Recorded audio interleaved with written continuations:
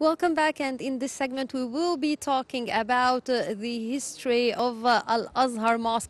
Al Azhar Mosque, the first congregational mosque to be built in Fatimid Cairo, following the conquest of the Fatimids and Gawhar al-Saqali to Egypt for the Caliph al-Mu'izz li-Din-Allah al-Fatimi, and the establishment of the mosque as the first congregational mosque in the new capital. Al-Azhar, meaning the radiant, or other scholars believe that the name itself is after the name of Fatima al-Zahra, the daughter of Prophet Muhammad. There are also talks about or other theories that maybe the name is after the name of the palaces of the Fatimids, which were Al-Qusur al-Zahira, or the shining and radiant palaces. Al-Azhar is the beacon of Islamic studies, the beacon of Islam, and it is one of the finest models. The Azhar started as a Shiite mosque, but then with the Ayyubids and Saladin's conquest to Egypt, it was closed, and then it was converted into a Sunni mosque. And ever since then, Al-Azhar, whether its architecture or its spiritual message, has been sending a message of peace and a message of love and a message about the right image of Islam to the world. It started on, of course, it was still big, but on a smaller scale, and it kept on growing throughout the centuries, where each caliph and ruler of Egypt added something to it till it reached its present view or its current look. And we will be talking about the history of Al-Azhar Mosque, and I'm happy to have with me Mr. Yasser Sabaq, and he's a researcher of Islamic monuments. Good afternoon. Good afternoon. Mr. Yasser, thank you very much for being with us today. If we can speak about the characteristics of the Islamic monuments and the Islamic architecture most known here in Egypt, how do you see them?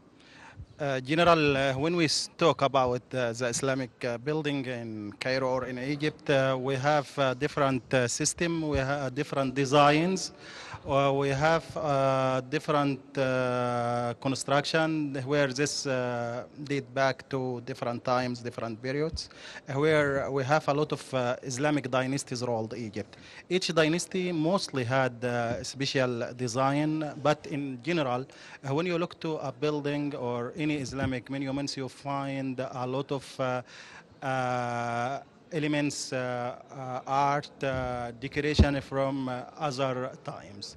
For example, when we talk about the Islam in Egypt, Egypt became Islamic country with 21 for Hijrah, when Amr ibn al-As came from Saudi Arabia and he liberated Egypt from Roman. He was built a first mosque in Egypt called Amr ibn al-As Mosque. We're sure for all of the people know this mosque and know it is where it is location where this mosque it is or Amr ibn al-As Mosque. It is location in famous area called Religious Community.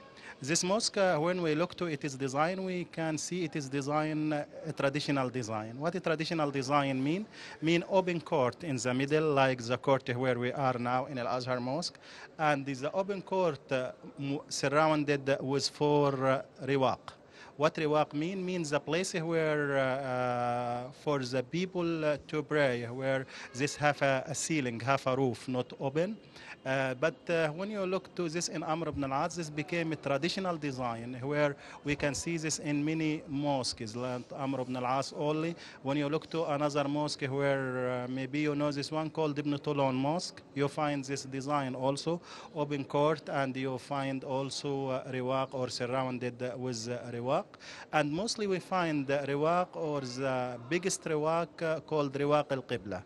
Riwaq al-Qibla, where in this one we can see the niche where the people can find the Qibla or Mihrab, where this meaning direction of Mecca. So this for the mosques or the traditional design.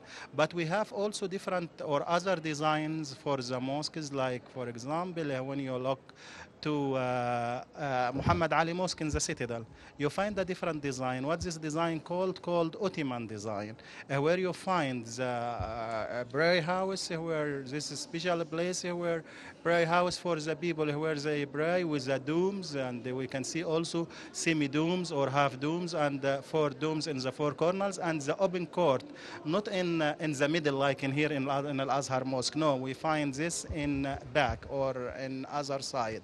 We have also another design for the mosque where Mamluk Mosque, mostly in Mamluk time we find the mosque not only for the prayer.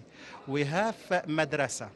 Madrasa where it is designed similar like a mosque but not in Riwaq. Not you find a lot of columns or pillars like in like Amr ibn al-As Mosque, like Ibn Tulun Mosque or Al-Hakim bi Amrillah Mosque or here Al-Azhar Mosque. No, you find the big arch, this where this called Iwan. Madrasa, it is a role not only religious role but in other side also the students or the Islamic students can study where madrasa meaning like a college, not like a school, where they study before to come to the or to the university where you know Al-Azhar Mosque his or first was Islamic University, where the second university around all of the world. There were some people said the first one, no, the second one, where first one was in Tunisia, in Kairouan. Now, actually, Al-Azhar witnessed many changes throughout the centuries, and it started actually different because usually we have what you call the four riwaqs. Al-Azhar had first three. Of course, there were three riwaqs and the Al-Hafiz where he added another one where behind us. And it's interesting also because it's different because there is a central corridor in the middle of the Qibla Iwan. So would you talk to us about the characteristic features of Al-Azhar Mosque that makes it different than any other type of congregational mosque? Of course, where in this one we can see a mix between different construction schools, and from time to another time, you know, each royal or each king ruled Egypt, mostly he tried to add something for this one or for Al-Azhar Mosque, because Al-Azhar Mosque too important for its history, and also Al-Azhar Mosque mostly support the king, not the king supports the mosque, where anyone want to do a restoration or construct something, where in this one we can see a lot of construction date back to different times. When also you look to Riwaq al-Qibla, before was more smaller. So when you go to Riwaq al-Qibla, you find two different levels. First level where this low level, this original one, where we can see inside or in middle of this one, minbar and mihrab. Minbar where you know the steps were similar like a pulpit in a church or something like this, and the niche in here also, but when we look behind this one we can see a different level where this addition was added by Abdurrahman Kat Khuda, where Abdurrahman Kat Khuda is date back to Ottoman period, and this man he played important role not only in Al-Azhar Mosque and different buildings, historical building, where sometime he built a new building and mostly he restored another building. And also when we look to the minarets were here date back to Mamluk period, where also we look around we can see many schools, and the schools date back to different times. So from time to another time, more construction, more development for the decoration, where last restoration it is opening only was about 1 month ago. So from time to another time also more restoration for this construction. Yes, if we can speak about the Islamic tourism here in Cairo, what are the preferred zones for the tourists to be visiting?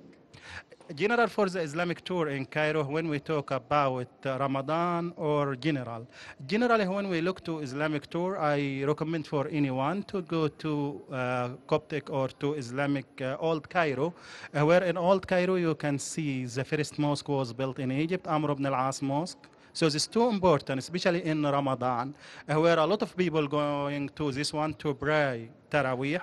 So mostly good place for the people to know. And the area where we are now, this very important area for anyone to visit, to see what they can see. They can see the most famous street here in Cairo, or first street in Cairo, because you know Cairo where before talk about Cairo date back to Fatimi period where it was built 385 for Hijrah.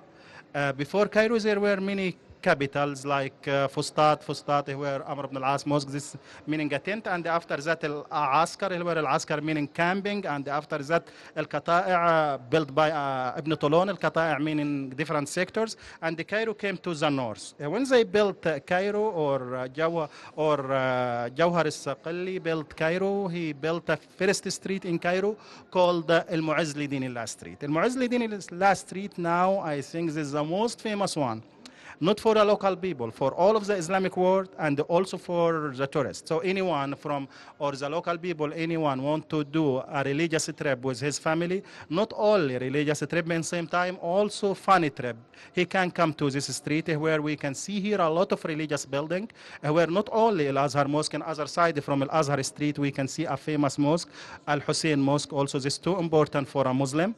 And also we can see around a lot of places, especially like Ibn Qalawun complex, this is too important, where we can see the Islamic construction in this time, where the Islamic construction now in this street not only date back to Fatimi period, no, date back to different times, where Ottoman time and also Mamluk time, and in this street you can see the building like a mirror, reflect the history, reflects the past, so anyone come to here, I think during Ramadan, especially at night, will be enjoy too much for history and for religious feeling, because the area, sure, very religious area. Returning back to Al-Azhar, Al-Azhar is interesting because the riwaqs in it for studying, because later the riwaqs were divided each into 11 for studying per riwaq, and they were divided, and parts of it, some were called after those from Upper Egypt, some were the area for the Syrians, the area for Al-Maghariba, according, and it has its own uniqueness in terms of being an Islamic school. It's not like, for instance, as you've mentioned, the Mamluk madrasas, where there are 4 Iwans for the different sects. For different sects, like Hanbali, Maliki, Shafi'i. But here it's a different type of organization. Would you talk to us about it, please? Of course. When you look to or the education in this time, first when we talk about Mamluk Madrasa, where we said Madrasa, it is a role different.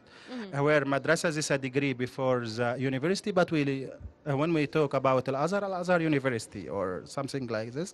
So here there were traditional education. Mostly in the beginning, there were or completely dedicated for religious subjects, not find any modern science like now, where now the university became more bigger and they have more faculties. So before, no. Before there were columns and Sheikh Amoud, where Sheikh meaning religious man, and he have a good religious education, and Amoud meaning a column or a pillar where he can sit, and the students sit around. The students come to Sheikh to listen to him and to learn from him. So you find in each imam or each Sheikh, he teach different subjects. So the students can sit in here, for example, for hours, a few hours, and they move to another one, where in the end he have or he can have a good knowledge. And after that, they do a final exam for him for all of the subjects. So mostly here, education here in university or Al-Azhar University was different, lot like Madrasa, where Madrasa dedicated for the 4 sects, not for the Islamic or the religious items general. Yeah. Yes, Mr. Yasser Sabakh, the researcher of Islamic monuments, thank you very much for being with us today on Nile Cruise. Thank you and nice to meet you. Thank you very much. And now it's time to go to a quick break, but we'll be back for more from Al-Azhar Mosque on Nile Cruise.